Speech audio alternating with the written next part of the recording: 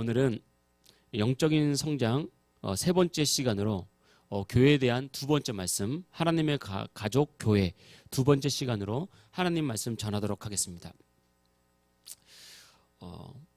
예수님을 구주로 영접한 사람들은 하나님의 자녀로 태어납니다. 이것을 영적인 출생이라고 합니다. 우리가 출생 이후에는 자라야 되는 것처럼 마찬가지로 신앙도 예수님을 믿고 우리가 하나님의 자녀가 된 것이 끝이 아니라 이후에는 영적인 성장을 거듭해야 됩니다. 우리가 자녀를 낳아서 자녀가 성장하는 과정을 보면 얼마나 예쁘고 얼마나 귀엽습니까? 그리고 사실은 또 이제 한창 아이를 키우면서 30대 때 아이를 키우고 아이들하고 막 이렇게 씨름해야 되고 그럴 땐 잘 모르다가 나중에 이제 나이가 좀 들면 이 자라는 아이들이 그렇게 이쁘거든요. 그러면서 아이들이 건강하게 자라고 때가 되면 말을 하고 또 때가 되면 자기의 일을 하는 것을 보면 부모님이 기뻐하죠. 마찬가지로 우리 예수님 믿는 사람들이 예수님 믿고 거듭난 이후에 우리가 영적으로 잘 성장하기를 하나님께서 원하시고 우리가 영적으로 성장할 때 하나님은 우리를 그렇게 기뻐하십니다.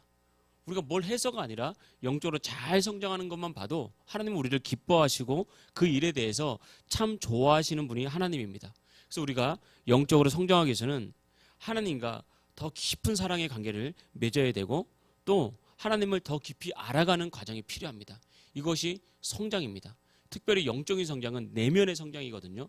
그렇기 때문에 우리의 키와 몸은 똑같지만 하나님을 더 깊이 알아가고 하나님의 사랑에 더 깊이 들어갈 때 우리의 신앙은 성장하게 되는 것입니다. 출생한 어린 아이들이 가정을 통해서 보호받고 성장해야 되는 것처럼 하나님의 자녀로 태어난 우리 그리스도인들 역시 하나님의 가정인 교회를 통해서 우리 영적인 보호를 받고 또 영적인 공급을 받고 그 안에서 건강하게 성장할 수 있습니다. 그래서 우리가 영적으로 신앙이 성장하기 위해서는 교회 생활을 잘하는 것이 중요하다라는 것을 우리가 계속해서 말씀을 드렸습니다. 그렇다면 우리가 교회 생활을 해야 되는데 그러면 성경적으로 과연 교회는 어떤 곳인가? 이 교회가 어떤 공동체인지 우리가 성경적으로 잘 알고 있어야 교회에 대해서 정확한 가치를 알 수 있고 왜 내가 교회 생활을 잘해야 되는지에 대해서 더 깊이 알 수 있는 겁니다.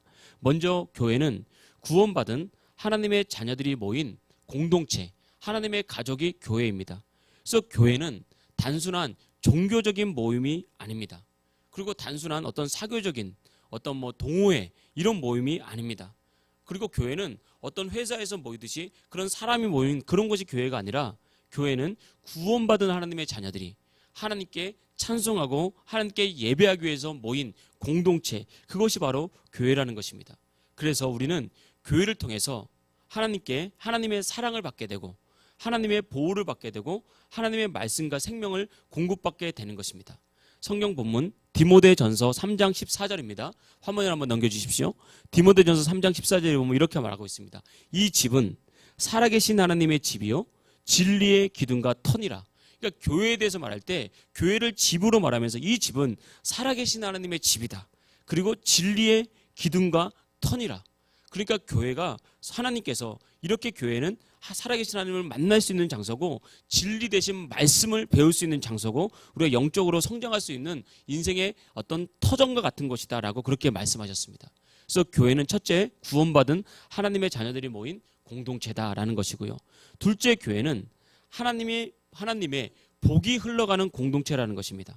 우리가 성경 본문 에베소서 1장 23절 한번 보겠습니다. 넘겨주십시오. 교회는 그의 몸이니 만물 안에서 만물을 충만하게 하시는 이의 충만함이니라. 그러니까 교회는 예수님의 몸이다. 그런데 예수님의 몸으로 끝나는 것이 아니라 예수님의 몸인데 이 교회, 예수님의 몸인 교회를 통해서 만물을 충만하게 하시는 하나님의 축복과 은혜가 흘러간다고 말하고 있습니다. 그러니까 교회가 이렇게 우리에게 복된 것이죠. 그래서 하나님께서는 예수님의 몸인 교회에 만물을 충만하게 하시는 복을 주셨고 그 복이 교회를 통해서 또 우리가 예배를 통해서 하나님을 깊이 만남을 통해서 우리의 삶에 우리의 가정에 여러분의 인생 가운데 흘러가게 만들었다는 것입니다. 그래서 우리가 교회 생활을 통해서 하나님을 깊이 있게 만나고 하나님을 경험하게 되면 우리 안에 있는 상처와 아픔이 치유되기도 하고 또 무너졌던 우리의 인생이 회복되기도 하면서 정말 우리 삶이 복되게 더불어 우리 가정이 복되게 그렇게 만들어지는 것입니다. 사실 우리나라에서 예수님 믿어서 복받은 가정 정말 많습니다. 정말 예수님이 아니라면 정말 아픔과 상처와 실패 가운데 머물러 있을 가정들과 인생들이 예수님 믿음으로 먼저 내 상처가 치유되고 내 인생이 회복되는 것, 그리고 우리 가정이 회복되는 그런 은혜를 받은 것, 이게 정말 이런 복받은 가정이 많다는 것입니다. 제가 어렸을 때 제 어렸을 때 좀 많이 대부분 가난했지 않습니까? 어려서 가난했을 때 저도 기억이 나요. 이제 어떤 집에 세를 들어 살았는데, 단칸방에 세를 들어 살았는데, 그 집이 주인집에 있으면 옆에 이제 단칸방들이 이렇게 있었어요. 그리고 화장실도 같이 써야 되고, 쭉 집이 있는데 가운데 펌프가 하나 있었습니다. 그래서 물 한 바가지 넣어서 펌프를 이렇게 하면 물이 나오면 거기서 이제 설거지를 하고 그랬습니다. 그랬던 기억이 있어요. 그래서 이렇게 가난한 동네에서 자랄 때 우연찮게 제가 친구를 따라서 교회를 가게 됐습니다. 근데 교회를 갔는데 친구들이 다른 거예요. 교회 친구들은 가보니까 말도 예쁘게 하고 또 단정하게 앉아있고 다른 거예요. 그래서 교회를 가기 시작했는데, 그 당시에 저희 부모님은 교회를 다니지 않았습니다. 그런데 저희 부모님이 늘 했던 말이, 교회는 늘 가라. 교회는 가라. 우리는 교회를 안 다니면, 교회를 가지 말라고 했던 것이 아니라 그 당시에는 교회를 보냈습니다. 그런데 왜 보냈냐면, 우리가 부모님들이 옛날에는 가난하고 바빴잖아요. 애들을 교육시킬 수도 없고 또 이렇게 돌봐줄 수도 없는데 그냥 계속 일하니까. 근데 교회 가면 하나님의 사랑 가운데 잘할 수 있으니까, 올바른 거 가르쳐 주니까 교회를 계속해서 보냈던 것입니다. 그래서 이후에 저희 부모님이 예수 믿게 되고 완전히 변화돼서 정말 하나님의 은혜 가운데 복받은 가정 됐어요. 정말 우리가 큰 부자가 된 건 아니더라도 정말 예수님이 없었으면 정말 아픔과 상처가 정말 많았을 가정인데, 제가 장로님 앞에 계시지만 정말 우리 장로님 부족함이 많지만 예수님 믿고 복받은 장로님 되셨고요. 우리 가정이 정말 예수님 믿고 행복한 가정 되었습니다. 그런 은혜가 있었거든요. 여러분 정말 예수님 믿으면 아무것도 아닌 것 같지만 정말 우리 자녀들 가운데 또 우리 가운데 베푸시는 하나님의 은혜가 있어서 그 은혜가 우리를 복되게 만드는 것입니다. 그래서 우리가 믿음의 관점으로 볼 때 교회는 우리를 살리는 것이고 나를 살리는 것이고, 교회를 통해서 막혔던 인생이 열리는 것, 이것이 교회를 통해서 주신 하나님의 복입니다. 그리고 마지막 세 번째는, 교회는 음부의 권세가 이기지 못하는 곳이라고 말했습니다. 성경을 보면 마귀가 하는 일이 있거든요. 마귀가 하는 일이 뭐냐면 요한복음 10장 10절, 우리 화면을 넘겨주십시오. 이렇게 말하고 있습니다. 도둑이 온 것은 도둑질하고 죽이고 멸망시키려는 것뿐이요. 그러니까 도둑은 사랑 가려서 오는 것 아닙니다. 오히려 도둑은 잘 사는 집을 골라서 가는 거죠. 그러니까 영적으로 원수 마귀는 문제 없는 인생, 잘 사는 인생, 행복한 인생, 그런 사람들에게 찾아가서 그들의 행복을 도둑질하고 그들의 가정을 도둑질하면서 불행하게 만들고 또 아프게 만들고 심지어 우리 인생을 멸망시키는 존재거든요. 그런데 원수 마귀를 사람의 힘으로는 이길 수 없다는 것입니다. 근데 예수님께서 말씀하셨습니다. 마태복음 16장 18절에서 19절, 우리 화면을 넘겨주십시오. 뭐라고 말씀하셨냐면, 내가 이 반석 위에 내 교회를 세우리니 음부의 권세가 이기지 못하리라. 내가 천국 열쇠를 내게 주리니 내가 땅에서 무엇이든지 매면 하늘에서도 매일 것이요, 내가 땅에서 무엇이든지 풀면 하늘에서도 풀리리라. 예수님께서 말씀하셨습니다. 그러니까 교회는 두 가지 권세가 있습니다. 첫째는 음부의 권세, 마귀의 권세가 우리를 이기지 못하는 권세가 교회 안에 있습니다. 그래서 우리는 교회를 통해서 원수 마귀의 공격을 넉넉히 이겨내고 예수님의 이름으로 원수 마귀를 파쇄할 수 있는 그런 은혜가 있는 거예요. 그래서 원수 마귀가 우리의 인생을 무너뜨리고, 여러분의 인생을 무너뜨리고, 여러분의 가정을 파탄시키고, 여러분의 자녀들을 무너뜨리려고 할 때 우리가 예수님 안에서, 믿음 안에서 딱 서 있으면 그 믿음이 우리를 지키는 거고, 우리가 예수님을 믿었다는 그 은혜가 우리의 자녀들을 지키는 것입니다. 음부의 권세가 절대 이길 수 없습니다. 두 번째 주신 권세가 뭐냐면, 잘 보십시오. 내가 천국 열쇠를 내게 주리니, 여기서 내라는 말은 이 주는 그리스도시요 살아계신 하나님의 아들이십니다라고 고백한 베드로를 말하는 건데, 이것은 바로 교회를 말하는 것입니다. 이 교회에 천국의 열쇠를 줬다는 거예요. 그래서 교회를 통해서 우리 성도된 우리 모두가 천국의 열쇠를 가지고 있습니다. 그래서 과거에는 하나님께서 복을 주셔야 복을 받았고, 하나님께서 은혜를 주셔야 은혜를 받았는데, 이제는 그 권세를 우리에게 주셨다는 거예요. 우리에게, 믿는 자에게. 그러니까 믿는 자가 말씀 안에서, 믿음 안에서 정말 축복을 선포하고 믿음으로 살면 우리의 막힌 문이 열리도록, 우리의 닫힌 인생이 열리도록 우리에게 복을 주셨다는 것입니다. 그래서 우리가 한 땅에서 매면 하늘에서도 매이고 땅에서 풀면 하늘에서도 풀리는 그런 놀라운 축복을 우리에게 주셨다는 것입니다. 이것이 바로 교회의 성경적인 의미라는 것입니다. 우리가 구약 성경에 물로 심판을 받은 노아의 시대를 보십시오. 그 시대가 악하고 정말 하나님 보시기에 정말 악했습니다. 그래서 하나님께서 물로 심판하기를 작정하셨을 때 노아에게 방주를 만들라 그랬죠. 그리고 방주를 만든 다음에 비가 오기 시작했습니다. 비가 40일 밤낮으로 끊임없이, 성경을 보면 하늘이 열렸고 땅에 깊은 샘이 터졌다 그랬어요. 그래서 땅으로부터도 물이 솟아오르고 하늘로부터도 비가 끊임없이 내려서 정말 비가 온 산을 다 덮고 온 지구를 덮었을 때 구원의 방주를 탔던 그 노아와 함께 있던 노아의 가족들과 동물들은 구원의 방주에서 안전하게 살아남았다는 것입니다. 이것이 바로 교회입니다. 교회. 이 세상은 악하고 타락했지만 구원의 방주인 교회 안에서 우리가 신앙생활을 나갈 때 많은 사람들이 심판을 받고, 방주 밖에서는 죽음과 심판이 있지만 방주 안에서는 구원과 기쁨이 있는 것처럼 교회 안에서 신앙생활을 통해서 우리는 음부의 권세도 이기고 하나님의 축복을 받고 하나님의 가족으로서 기뻐하며 구원받을 수 있는 것, 이것이 바로 교회라는 것입니다. 이만큼 우리가 성경을 보면 교회가 이렇게 중요한 것이구나, 교회가 정말 우리에게 꼭 필요한 곳이구나 라는 것을 알 수가 있는 것입니다. 그래서 교회는 하나님께서 우리에게 주신 아주 축복 중에 하나, 그래서 바로 교회를 우리가 사랑하고 교회의 가치를 알고 또 교회를 소중히 여기는 마음으로 신앙생활을 할 때 우리의 신앙에는 큰 유익이 있고 우리의 삶에는 하나님의 축복이 더 많이 흘러가게 되는 것입니다. 그래서 영적인 성장을 위해서 우리가 교회 생활을 잘 해야 된다라고 말했는데, 지난주에는 3가지를 말씀드렸습니다. 첫 번째는 교회 생활을 할 때 마음가짐은 가난한 마음으로, 간절한 마음으로 우리가 교회 생활에서 은혜를 사모하자는 것이었고, 두 번째는 하나님의 말씀을 마음으로 받아서 말씀의 공급을 받자. 세 번째는 말씀으로 격려하고 세우는 영적인 교제를 가지자.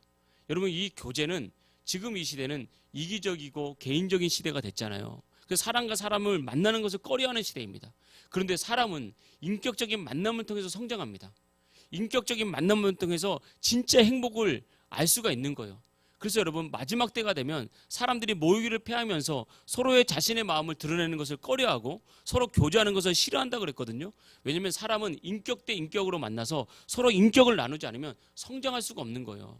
그래서 우리가 만나서 서로 인격을 나눌 때 나의 부족함도 드러나는 거예요. 부끄럽지만 그 부족함도 드러나고 때로는 나의 장점도 드러나고, 그러면서 우리가 영적으로 하나가 딱 되는 것입니다.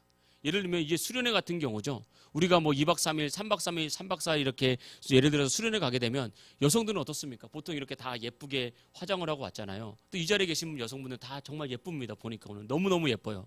근데 우리가 수련회를 가게 되잖아요. 그 수련회를 가서 활동하다 보면 땀 흘리고 화장 지어주고 그러면 아침에 일어나는데 화장실 가다 마주치면 누군지 생각이 안 날 때가 있잖아요. 근데 그런 걸 보면 여성들은 창피하기도 하고 부끄러워하지 않습니까? 그런데 그런 과정을 통해서 수련회를 2박 3일, 3박 4일 끝나고 오면 어떻게 되죠? 더 가까워지는 거예요. 친근해지는 거예요. 나의 약점도 때로는 드러내고 나의 장점도 드러내고 또 새로 티격태격 다투기도 하면서 내가 이렇게 부족했구나라고 반성하면서 그렇게 가까워지는 겁니다. 그래서 사람은 반드시 인격적인 교제가 일어나야 되는 거예요. 근데 이 시대가 이걸 싫어합니다. 그래서 결혼하기를 싫어하고 아이를 낳기를 싫어하고 또 교회도 우리가 인격적인 교제를 통해서 함께 성장하기를 힘들어한다는 거예요. 이것이 마귀가 우리 영적인 교제를 막는 하나의 수단 중에 하나로 쓴다 그랬습니다. 그래서 우리가 마지막 때가 되면 이 마귀가 이렇게 활동한다는 걸 깨닫고, 우리가 지난주 말씀을 드렸던 것처럼 서로 말씀으로 격려하고 세우는 이런 영적인 교제, 인격적인 교제가 우리 안에 살아있기를 축복합니다. 오늘은 이어서 교회에 대한 말씀 2번째 시간인데, 이어서 교회 생활은 말씀을 통해서 어떻게 계속해서 잘해야 믿음이 성장할 수 있는지 살펴보면 4번째죠. 4번째 말씀으로 마음을 같이하여 모이기를 힘쓰는 신앙생활을 하라는 것입니다. 우리 46절 3장 46절 2장 46절 보겠습니다. 날마다 마음을 같이하여 성전에 모이기를 힘쓰고, 그러니까 이들은 초대교회 성도들은 모이기를 날마다 마음을 같이해서 모이기를 힘썼다는 거예요. 그러니까 모이기를 힘썼다는 것은 모이기가 그만큼 어려웠다는 거죠. 그렇기 때문에 이들은 어떻게든 어려웠지만 모이기에 힘써서 같은 마음으로 모여서 같이 기도하고 같이 사도들에게 말씀을 가르침을 받고 영적인 교제를 통해서 성장해 나갔다는 것입니다. 그래서 여러분, 우리가 신앙생활 할 때 우리가 꼭 깨달았고 알아야 될 것은 마음을 같이 해서 모이기를 힘쓰는 것입니다. 마음을 같이 하는 건 너무 중요합니다. 우리 속담에도 사공이 많으면 배가 어디로 간다고요? 배는 바다로 가야 되는데 산으로 간다는 거예요. 교회도 마찬가지입니다. 우리가 계속해서 하나님의 말씀으로 마음을 계속해서 하나로 만들어야 되는 거예요. 하나로 만들어서 마음을 같이 해서 모이기를 힘쓰는 거예요. 근데 어떻게 하면 마음이 같아지는지 아십니까? 우리가 마음을 같이 하자, 네 생각 포기해라, 이러면 하나가 될 수 없습니다. 하나님의 은혜가 임하고요, 하나님의 말씀이 그 사람 심령에 임하면 마음이 같아져요. 이게 참 신기합니다. 하나님의 은혜가 임하고 내가 성령 충만하면 마음이 딱 같아지면서 모이기가 힘써지고 그 모임이 기뻐지고 즐거워지는 것입니다. 그래서 이들은 모여서 말씀을 듣고 모여서 기도하고 또 모여서 말씀과 기도를 하다 보니까 성령이 이들 공동체에서 역사하기 시작했다는 거예요. 43절입니다. 사람마다 두려워하는데 사도들로 말미암아 기사와 표적이 많이 나타나니. 그러니까 사람마다 두려워했던 이유는 사도들로 말미암아 그 모인 공동체 안에 기사와 표적과 기적이 많이 나타났다고 성경이 말을 하고 있습니다. 예수님이 사역할 때처럼 더러운 귀신이 떠나갔고 사람들의 질병이 치유됐고 병에서 치유됐고 또 깨진 영혼들이 또 회복되면서 세워지고 인생이 회복되는 그런 놀라운 역사들이 있었다는 거예요. 이게 언제 있었습니까? 그들이 모여서 말씀으로 충만하고 기도로 충만하니까 이런 역사가 나타났다는 것입니다. 얘는 우리가 교회가 바로 이런 공동체가 돼야 됩니다. 교회가 왔는데 그냥 사람의 말을 듣고 가는 것처럼 그냥 설교 한번 듣고 가고 그냥 노래 몇 곡 그냥 찬송, 하나님께 찬송으로 우리가 은혜를 받아야 되는데 그냥 노래 몇 곡 부르고 가고 이런 식으로 가서는 진정한 살아있는 공동체가 아니라는 것입니다.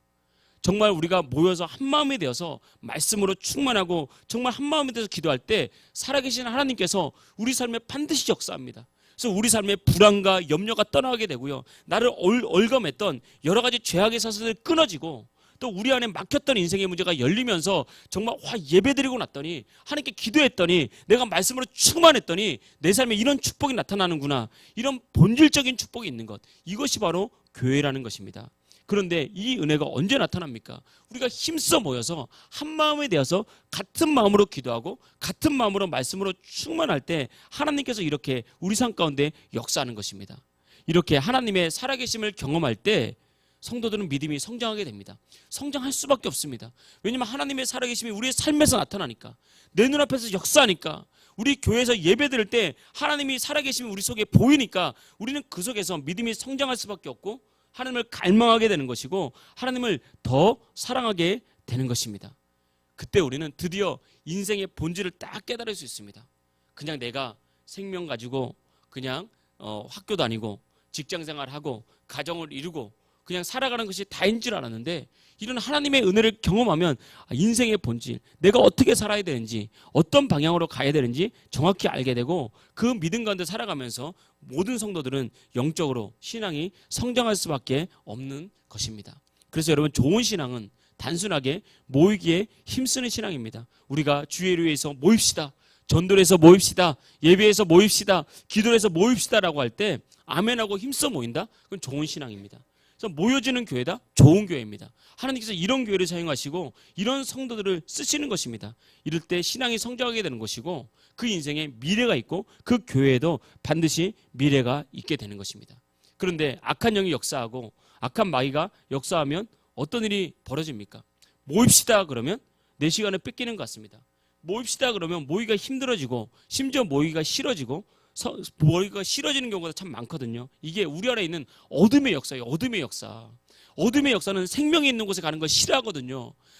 악한 마귀는 우리가 하나님의 은혜 가운데 들어가는 거 싫어합니다. 우리의 삶에 복 받는 것을 싫어합니다. 어떻게든 도둑질하고 죽이고 멸망시키려고 하는데 자꾸 은혜의 자리로 가려고 그러면 마귀가 싫어해서 방해한다는 거예요. 그래서 실제적으로 정말 기도하다가 더러운 마귀가 떠나갈 때 마귀에게 물어보면 마귀가 그런 말을 하더라 이겁니다. 너 왜 이 아이를 괴롭혀? 그러면 이 아이가, 내가 이 아이를 망하게 하고 싶은데 계속 교회 가, 계속 예배드려.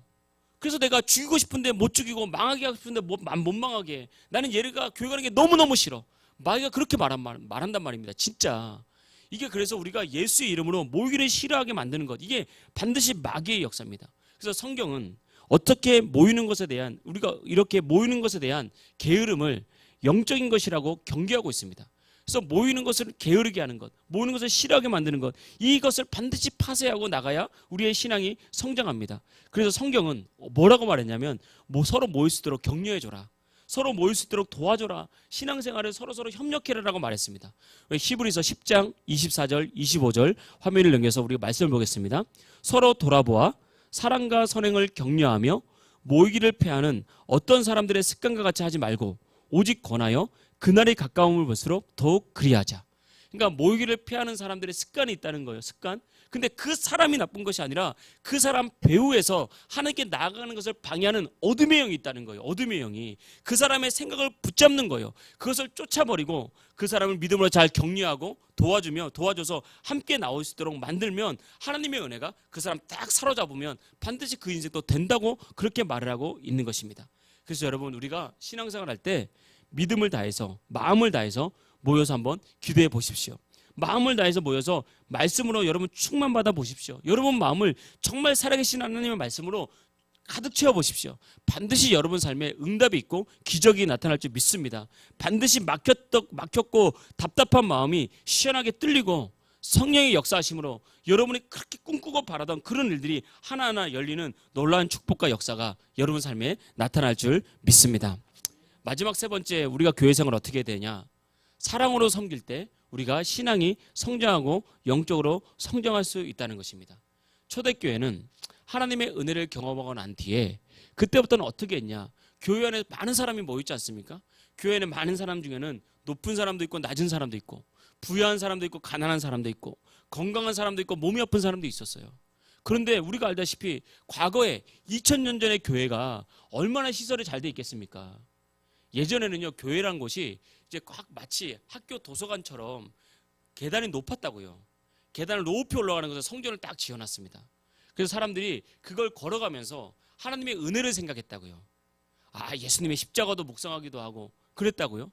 그런데 어느 순간부터 우리가 교회들이 이제 막 엘리베이터를 예배당 입구까지 놓고, 그게 나쁘다는 건 아닙니다. 그런 좋은 시설을 갖추기 시작했습니다. 그래서 우리가 좀 더 몸이 불편한 사람도 예배를 잘 드릴 수 있도록, 그리고 좀 더 쾌적한 환경에서 예배에 집중할 수 있도록 그렇게 교회 시설을 잘 갖췄습니다. 그런데 우리가 그렇지 못할 때도 있지 않습니까? 저희 교회만 해도 한 계단 또 올라와야 되고, 이럴 때 어떻게 우리가 신앙생활을 해야 되느냐? 사랑으로 서로 섬기고 돌보면서 신앙생활하는 모습이 필요합니다. 그리고 만약에 가진 자들은 가지지 못한 자들을 돌보고, 높은 사람들은 낮은 자들을 돌보고, 이런 서로 사랑으로 섬기는 그런 교회가 되는 것이 중요하다라고 오늘 성경이 말을 하고 있습니다. 초대교회가 그랬다고요. 자기가 가진 것을 자기 것으로 생각하지 않고 자기 것을 풀어서 여러 사람들을 도와주면서 사랑으로 섬기는 그런 신앙생활을 했다라고 성경은 그렇게 말을 하고 있습니다. 그래서 우리가 신앙생활할 때 성경이 가르치는 바는 주는 것이 받는 것보다 복되다라고 말했습니다. 우리 이 세상을 살아가면서 내가 많은 것을 받으면 복 있는 인생이다 생각하거든요. 그런데 여러분, 주는 것이 받는 것보다 복되다고 말했습니다. 줄 때도 이런 사람이 있어요. 내 가정 안에서만, 딱 울타리 안에서만 그런 사람이 있습니다. 복이 없습니다. 여러분 정말 큰 인생, 복받은 인생, 성장하는 인생 되려면 자꾸 나의 삶은 내가 줄 수 있는 것을 주는 삶이 필요한 거예요. 제가 예전에 한번 말씀드렸던 것 같은데, 학교에서 고등학교죠, 장학금 수여식이 있었다고 합니다. 그래서 여러 학생들이 장학금을 받는데 그 장학금을 기부한 사람이 와서 장학 증서를 주는 거예요. 장학금하고. 그때 많은 학생들이 이제 거기서 수십 명의 학생들이 장학금을 받는데, 거기서 이제 그 회중석에 앉아있던 두 명의 친구들이 서로 얘기했다고 하지 않습니까? 야, 진짜 부럽다, 진짜 부럽다. 그러니까 옆에 있는 친구가, 그렇게 부럽냐? 그렇게 부러우면 너도 공부 열심히 해.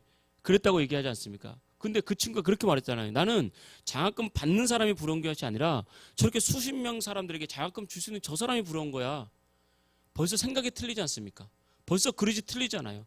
여러분, 우리가 받는 것보다 주는 것이 복된 겁니다. 성경은 우리에게 그렇게 말하고 있는 거예요. 우리가 화면을 넘겨서 사도행전 20장 35절 말씀 보겠습니다. 범사에 여러분에게 모본을 보여준 바와 같이 수고하여 약한 사람을 돕고, 또 예수께서 친히 말씀하신 바 주는 것이 받는 것보다 복이 있도다 하심을 기억하여야 할지니라.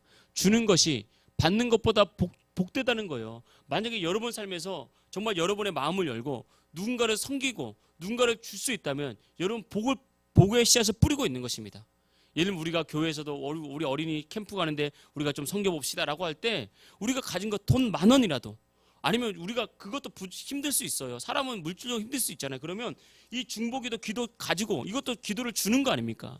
이런 걸 가지고 기도해 주면서 주는 인생, 그 인생이 복된 인생이에요. 그 사람은 자신의 삶에 복을 쌓아놓는 것입니다. 왜 그러냐면 누가복음 6장 38절 말씀 보겠습니다. 화면을 넘겨서 제가 읽겠습니다. 주라 그리하면 너에게 줄 것이니 곧 후히 되어 누르고 흔들어 넘치도록 하여 너에게 안겨주리라. 우리가 주면 하나님께서 그걸 끝나는 것이 아니라 없애버리는 것이 아니라 오히려 누르고 흔들어 넘치도록 해서 우리에게 돌려준다고 말했어요.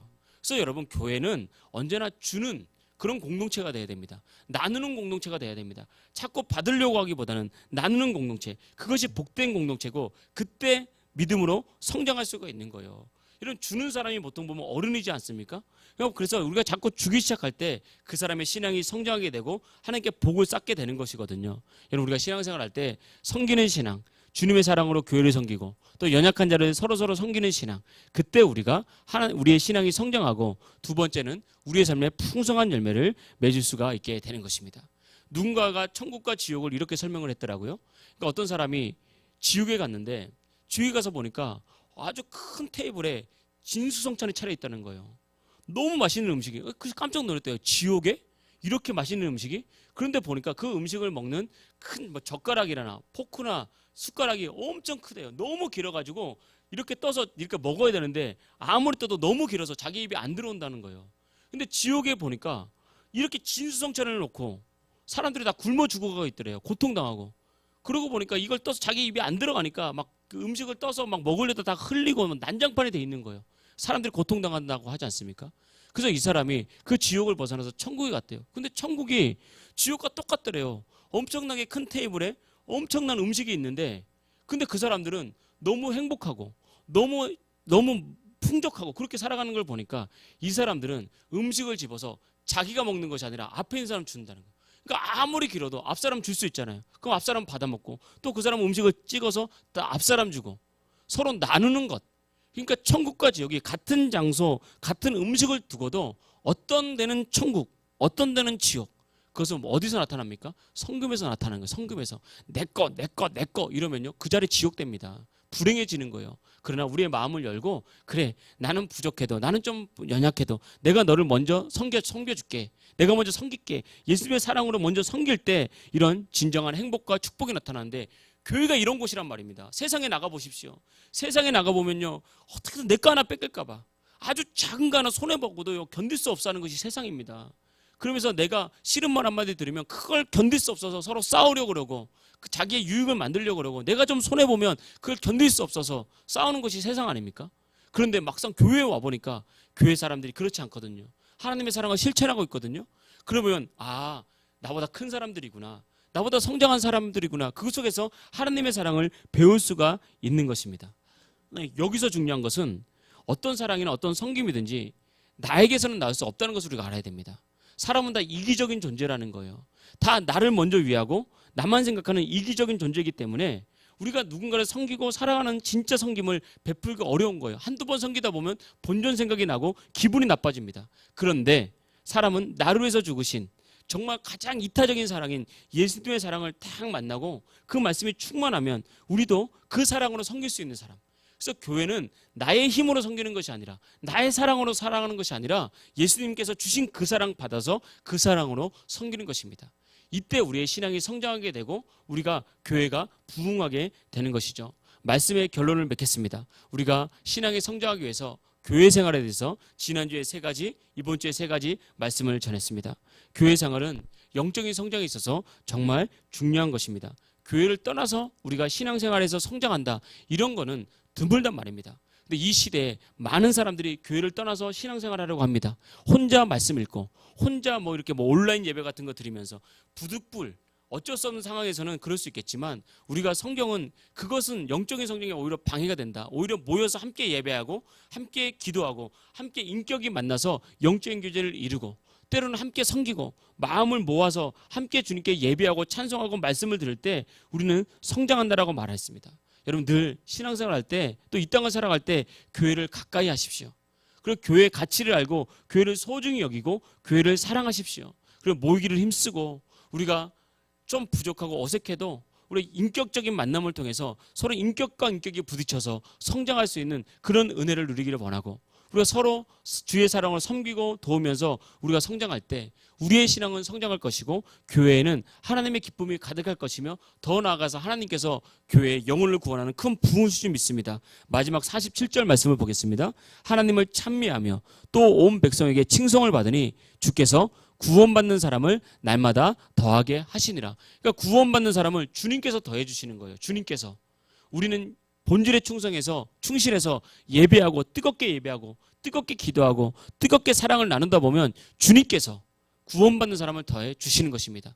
그렇다면 우리가 이런 신앙생활을 할 때 이런 신앙은 우리의 신앙의 유익뿐만 아니라 성장뿐만 아니라 교회의 유익도 주고 교회의 부흥도 이끌어가는 그런 은혜가 있다는 것을 알고 날마다 교회 생활에 성공해서 여러분 신앙이 성장하고 하나님의 축복을 받아 누리기에 부족함이 없기를 주의 이름으로 축복합니다. 할렐루야.